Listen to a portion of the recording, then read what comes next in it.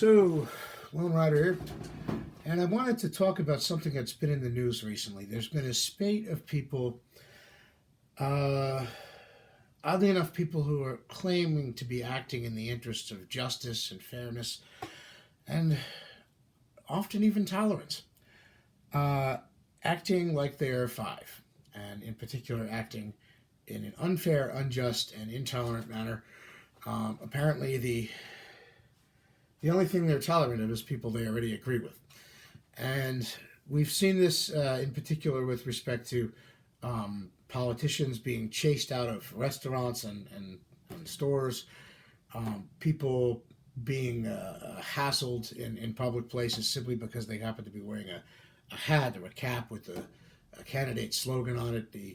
Those red Trump hats seem to be a magnet for people. It's like, the red capes with the bulls and the Warner Brothers cartoons. Well, um, you know, it's gotten to the point where when this started, my first reaction was, okay, so there's a handful of silly people out there. There's a handful of people who, their anger quotient is bigger than their brain, and they're just letting themselves get out of control. And there's always people like that. I mean, you see it on the road, you see it in here and there in society, but they're a small number. That's the thing. They're a small number. They're not. The average person isn't going to choose to hassle somebody while they're eating dinner because they don't like their politics.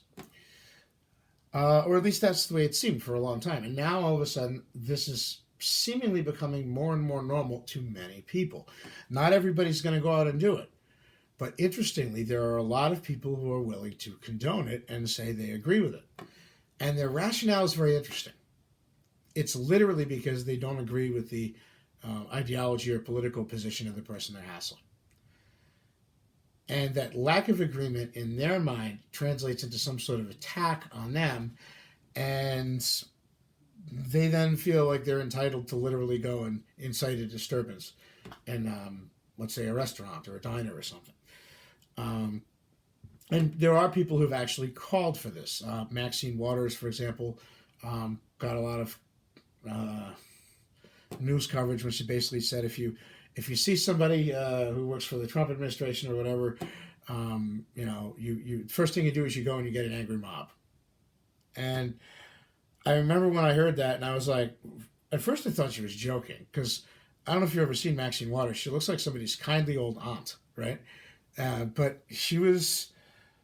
Well, then I thought, well, maybe she's just really old and doesn't know what she's saying. I was trying to figure out a way, and then finally I realized, nope, she knows what she's saying and she means it, and it's just really weird. You've got this, little old lady who's basically inciting people to engage in mob tactics, and I think that's, I mean, the incongruity initially, I thought it was like worthy of a chuckle, but the more I thought about it, the more I realized that's actually kind of scary.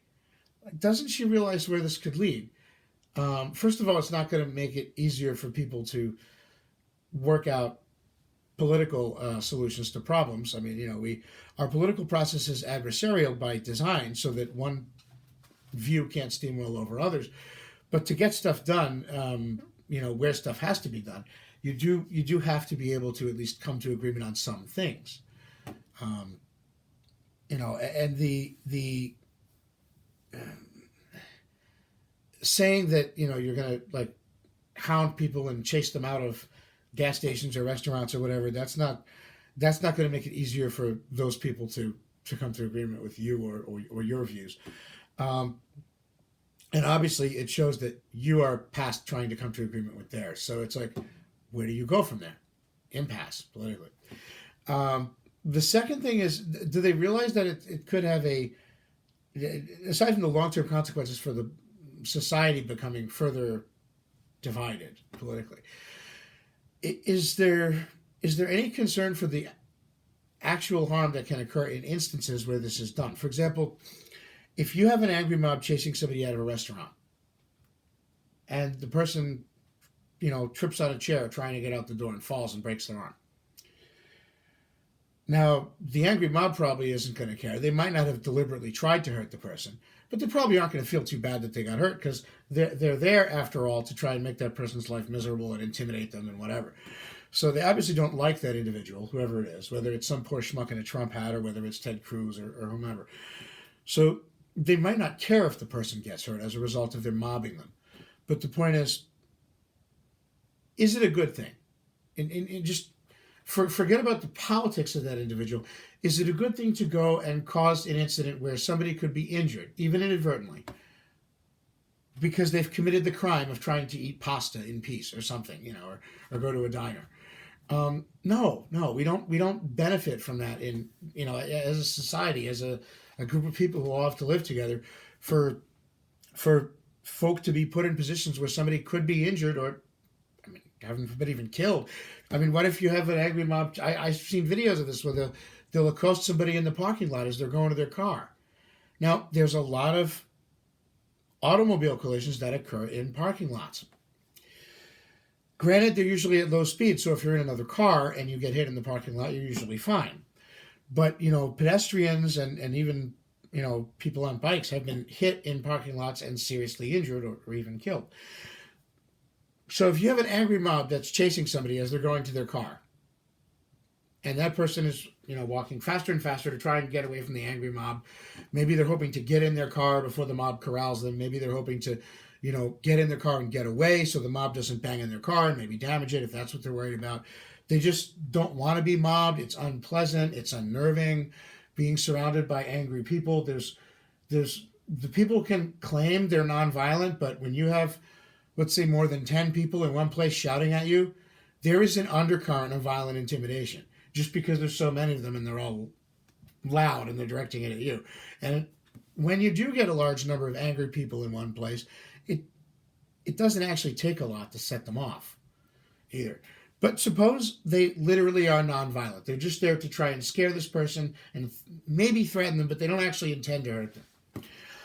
But the person doesn't want to be mobbed, as nobody does, so they start walking faster and faster, and they're probably distracted by the chanting mob. Maybe they're looking behind them to see how fast it's gaining, and they get hit by a car in the parking lot. And they're injured, whether it's a minor injury, whether it's a permanently crippling injury, whether they're dead. The point is, they would never have been hit by that car had they not been mobbed.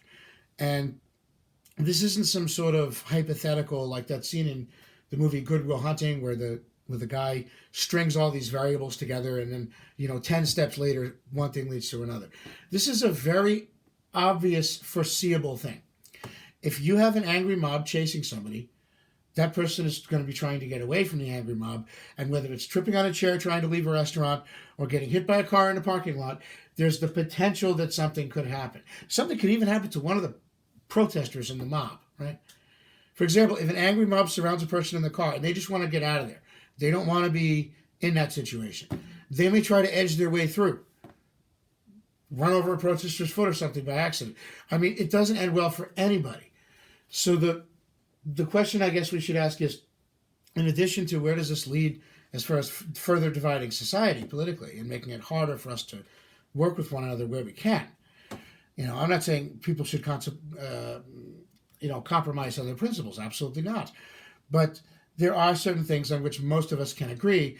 And one of them should be, by the way, don't act like you're 5 and go get an angry mob and start chasing people through the streets.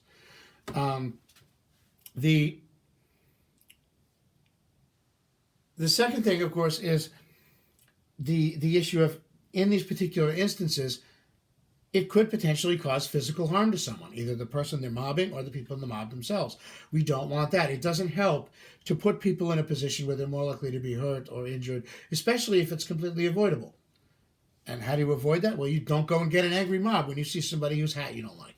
It's very simple. Okay? The third thing is the business establishments where a lot of this happens. If you're running a business, whether it's a restaurant or a movie theater or a bicycle shop, whatever, take the case of the bike shop. I'm a cyclist. I hang out at the bike shop a lot. The bike shop happens to be run by a friend of mine. Now, he's a very cool guy. But if you went into his bike shop and you brought a ruckus and you started chanting or hollering or hassling people in the bike shop, one thing and one thing only would happen. He might ask you to calm down. He would definitely tell you to leave. And if you didn't leave, he would either physically eject you from the shop or he would call the police. He wouldn't wait, by the way, until somebody got hurt or until one of his customers' bikes got damaged or until something happened to the merchandise in the store or any of the people in it. He would stop it before it got to that point. He wouldn't wait until somebody broke something, let alone injured a person. So you have to wonder, when these people go into these places, they're causing a disturbance. It's not just the fact that they're hassling the person they're hassling everybody in that place. They're making it impossible for any of the other customers to do their business. They're making it impossible for the store or the restaurant or whatever to do their business. And they're disrupting the entire thing. And the thing that amazes me is that when the people who run the store tell them to leave, they don't. The incident with Ted Cruz, for example, he was with his wife and they were eating and people confronted him because they were angry that they thought he might vote to support this Judge Kavanaugh, that there was a whole controversy surrounding. And, they were of the opinion that they thought Judge Kavanaugh was guilty of the accusations against him of sexual assaults or attempted sexual assault. And, of course, at the time, the accuser hadn't testified and nobody knew anything except that somebody said he did something 40 years ago or 36 years ago. But the point is that, okay, they had no reason to, they didn't have enough facts to even make like a credible assessment, but they went with the accuser and they believe the accuser. Okay, fair enough. They can believe whoever they want, even before the facts come out. If you literally want to prejudice yourself, that's, you can believe what you want, even if it's silly. But the point is, they came to this conclusion that, the judge was guilty before the testimony. It would be one thing if after the testimony you could say, okay, well, everybody's going to see that differently. At this point, there had been no testimony. Nobody even knew what happened or allegedly happened. So it seems strange that they got so worked up over it before they even knew the facts. But okay, they were worked up over it anyway. Whatever. They have a right to get worked up over it. What they don't have a right to do is go and hassle somebody while they're trying to eat dinner, and they don't have a right to go into the restaurant and start bringing a ruckus. Now, what was interesting is the people in the restaurant were quoted in a news article on this. They said that they have people from both political parties come there all the time, and they consider themselves fairly bipartisan. Basically, they're like, everybody comes here except for the president. We have people from Democrats, people from Republicans, and I guess they were kind of hoping it could stay that way. Well, it may not after this. These people started chanting. They were hollering at Ted Cruz and his wife. And then while they were leaving, they started, they started with, well, we believe survivors and stuff like that. Then they went on to calling him, a scum and a piece of filth and just personal insults and name calling. Which is, always a good way to get your point across if you don't have a point. If you really are trying to convey an idea of some magnitude, calling people names doesn't really help, right? I mean, but whatever. So they started off with a political themed chant, and then it devolved into just name calling. Like I said, acting like you're 5 years old. At this point, the people who run the restaurant had already asked them to leave. And everybody else in the restaurant, from the waiters to the other patrons, is just kind of standing there like I can't believe I'm saying this, right? And the people, they left. Ted Cruz and his wife left, and then the people left, and then the police got there because the owner of the restaurant had called the police because these people were causing a disturbance. But by the time the police got there, they were all gone. So here's the thing. Why do you think the owner of the restaurant called the police? Do you think it's because she cares about Ted Cruz? Now, Ted Cruz is a customer at the restaurant, so she presumably cares about him at least as much as she cares about the other customers, whether or not she likes his politics. But the point is that it really doesn't have anything to do with whether they're hassling a Democrat or a Republican or a socialist or an anarchist. It really doesn't matter who they're hassling, right? They could be hassling Rodney Dangerfield. The point is that They're hassling somebody in this person's restaurant, and that person didn't want them there because they were disturbing the restaurant. And when that person asked them to leave, they did not leave. So it's not. Why else do you think the restaurant owner called the police? So it's not just that they're being disrespectful or rude, or they're harassing the person that they're harassing. It's that they're disrupting the operation of the business. They're not just being rude to Ted Cruz and his wife. They're being rude to everybody else who's trying to eat, and Ted Cruz, and the owner of the restaurant, and the waiters, and the cook staff, and everybody who's trying to earn a goddamn living. Okay? How would you like it if you were trying to work, and somebody came into your work, and they sat there, and they just started hassling people? I mean, I don't know about you. Where I work, if somebody came into the store and they started making a ruckus, we'd call security. Okay, we'd call the police. It's really no different anywhere else. When you go into a movie theater, right? There are certain things people do that are just rude. They chew their popcorn loudly. They slurp their soda loudly. Maybe they forget to switch their cell phone off and it dings a couple times or something. What if you have somebody lighting stuff on fire? Right? What if you have somebody light a cigar? What if you have somebody lighting bits of paper and throwing them? What if you have somebody jumping around in the aisles and hollering and causing a ruckus, inciting a disturbance? They will be asked to leave the movie theater. I guarantee you. And if they don't leave, somebody's going to get security or get the police, and they're being hauled out of there. All right. One, the people who make them who go to the movie theater to watch a movie, not to watch your antics. Two, you're causing a disturbance and potentially, therefore, endangering people in the movie theater. Three, you're simply disrupting the operation of the theater, which is a business, and it's there to play movies. Same thing with a restaurant. Same thing if you went into my friend's bike shop and you bought a ruckus there. Same thing anywhere. Again, how would you feel if people came into your place of employment? And you might say, well, I'm not Ted Cruz. Nobody hates me. You know what? I'm sure there's somebody out there who doesn't like you. All right? There's somebody out there who doesn't like each one of us for whatever reason. Whether it's for our political views or whether it's because we do something they don't like. You know, I'm a cyclist. There's a lot of people who don't like cycling. Right? You know, they don't want us on the road or whatever. The point is, there's probably somebody out there who doesn't like you either for personal reasons or because of some category that you fall into, whether it's your political beliefs, whether it's your hobbies or interests or means of getting around or sports you do or whatever. So here's the thing. Everybody's got somebody that doesn't like them, whether it's one person or a dozen. The only way society functions, the only way we get on with our lives and live our lives, is if we don't let the fact that we don't like a particular person or a particular group of people allow us to deteriorate into anarchy.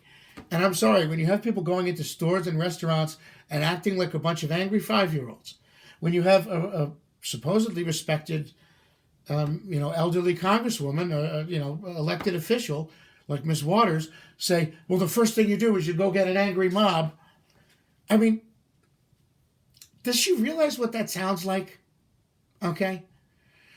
And then to say, well, when asked why they're doing all this, oh, it's because these people were so disruptive. They're trying to ruin society. Their policies or their beliefs or whatever are so awful. You know what?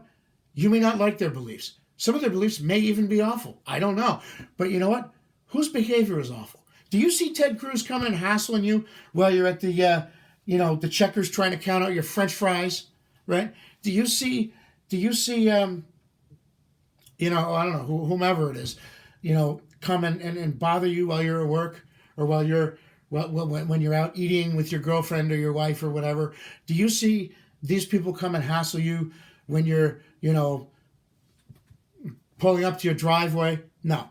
All right. You may or may not like their policies, but the point is they're not doing this. All right. You're the one doing it. You're the one who's trying to weaponize lunch. And that's just not cool. Lunch should be like the neutral zone in Star Trek. Okay. It should be, we're all left in peace to eat our lunch, whether you're Democrat, Republican, whatever. And, the funny thing is, these people and there seems to be a lot of people now who believe they can engage in this conduct and that's okay. There also seems to be a lot of people who wouldn't necessarily do this themselves, but who say things like, well, I approve of this. I was reading the newspaper article on what happened with Ted Cruz, and there were people who says, yeah, on one hand it's rude, but on the other hand, I really don't like what Cruz stands for, so I approve of this. Well, if that's the standard, then why couldn't I approve of somebody going and egging Nancy Pelosi's house, or hassling Eric Holder while he's trying to eat lunch, or whomever?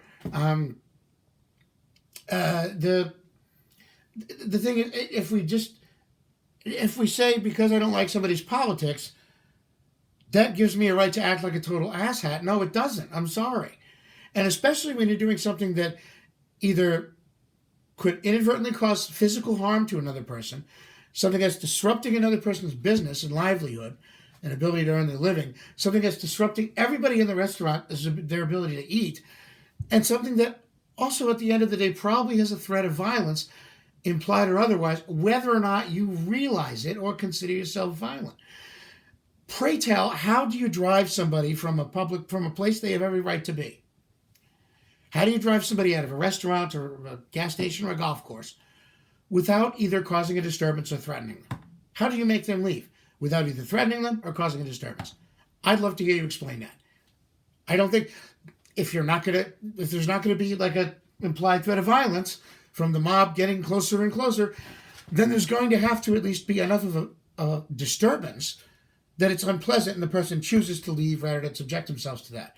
But if it gets to that point, you're inciting a disturbance and the owner of that place can call the damn cops. I mean, if I would, not just the owner, frankly, if I was in a restaurant or a diner or something and some guy comes in, or even worse, like 5 or 6 people come in, or, a dozen, and they start hassling somebody, I'm going to look at it and I'm not going to see it as some high-minded, noble, they're taking a political stand. I'm going to see it as a bunch of people ganging up on one person.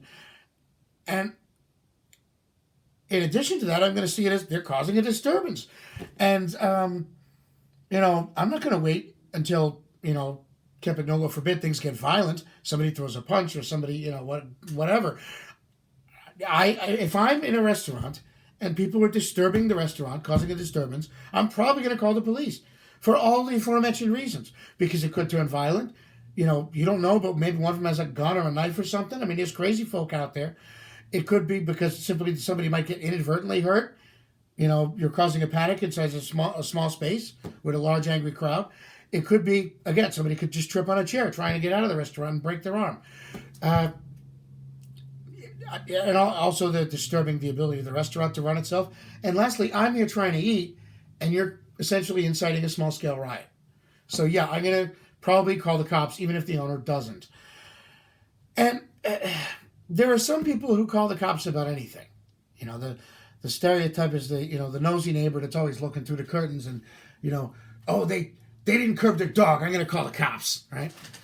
Cops probably hate people like that. There are people like that also. And then, their neighbors probably don't like them either, because it's just, that's not what it's for.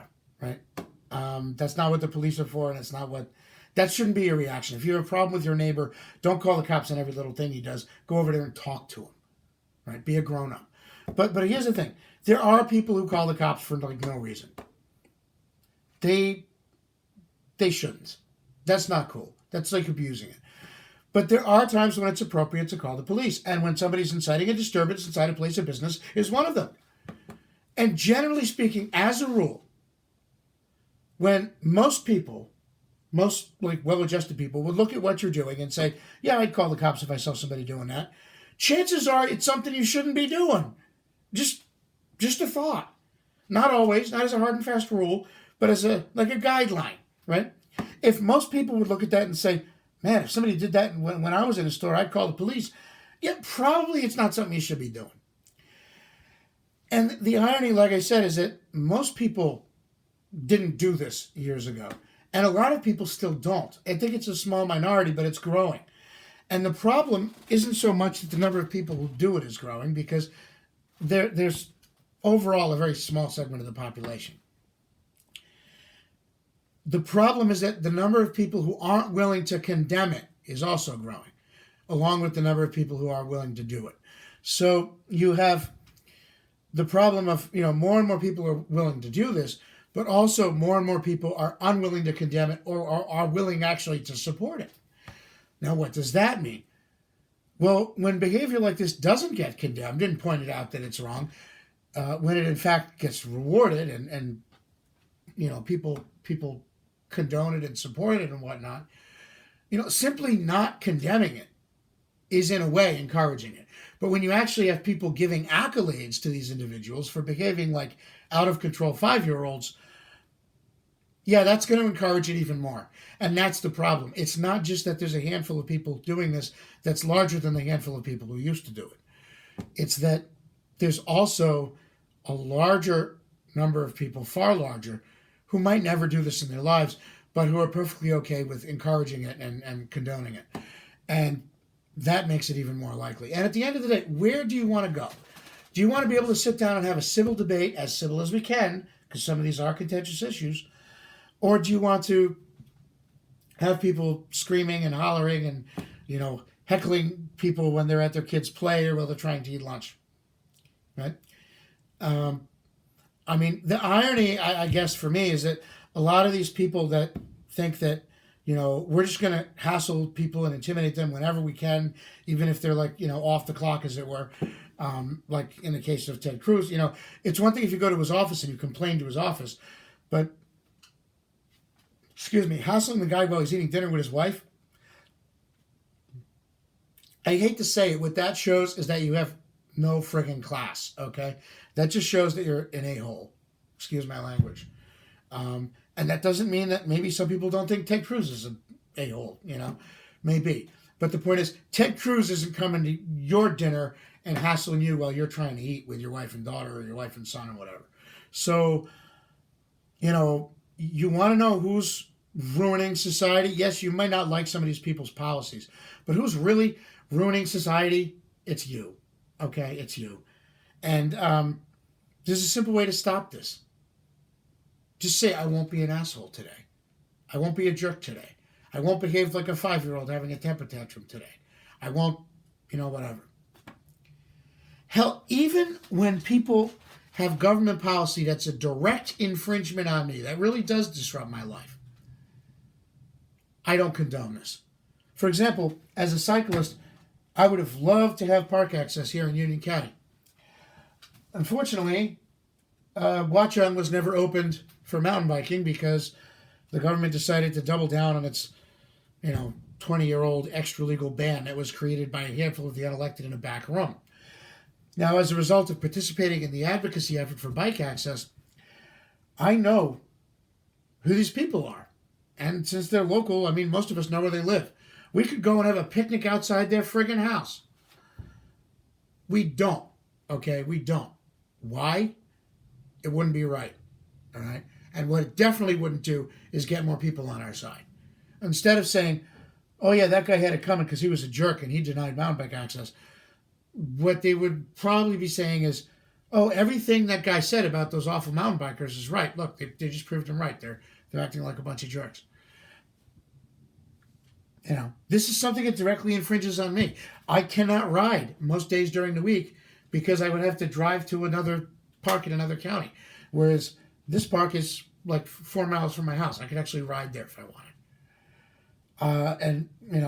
During that brief period of time when the no bike signs were taken down, while we were in talks with the county, yeah, I rode there every day after work, more or less. Not every day, but multiple times during each week.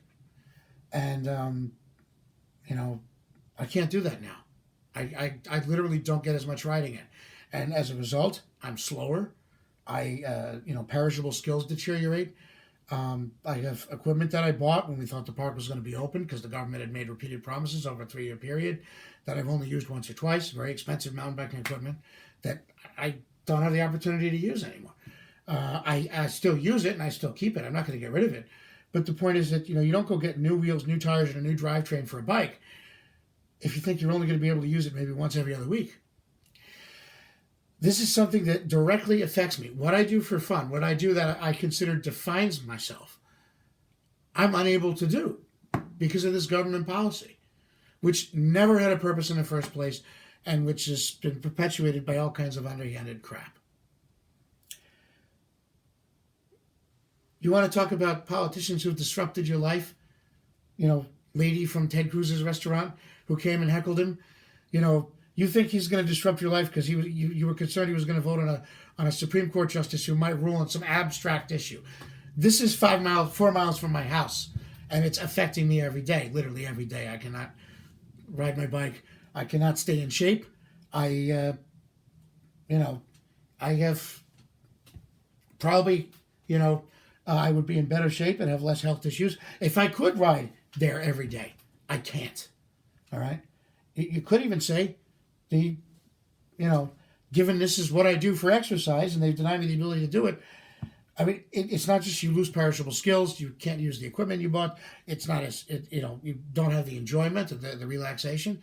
You could even say because of the inability to get the exercise there that it's killing me. But I have yet to go pick it outside somebody's house or while they're eating at Burger King. All right. And if I can refrain from doing that, then so can you. All right. I can say to myself, I'm not going to be an asshole today. So can you. And guess what? Then you don't have to worry about where society goes when this becomes the norm. Because I guarantee you, the moment it starts happening to you, you're not going to like it so much. All right. The moment people start hassling you when you're at your daughter's soccer practice or your son's school play or while you're trying to eat lunch with your friends or your family, all of a sudden it doesn't seem like such a noble ideological thing anymore, and it just seems like a bunch of people acting like they have no class and no manners and no brains. So, I'm not questioning these people's sincerity. Obviously, they believe what they think they believe, or what they do believe, as a matter of whichever it is. But the point is, the issue isn't so much what they believe; it's what they're doing about it, how they're acting on that belief. Right? They could believe something that's totally right or totally wrong. It doesn't matter. But it becomes an issue when they start acting on those beliefs in asinine ways that infringe on other people, that make it impossible for the people in the restaurant to eat, for the person who runs the restaurant to make a living, for the people who work in the restaurant to make to make their wage, for this guy to eat his dinner in peace. He has an office. If you want to go talk to him, call him at his office. Just like, how hard is it? Say to yourself, I'm not going to be an asshat today. I can do it. You can do it too. Lone Rider out.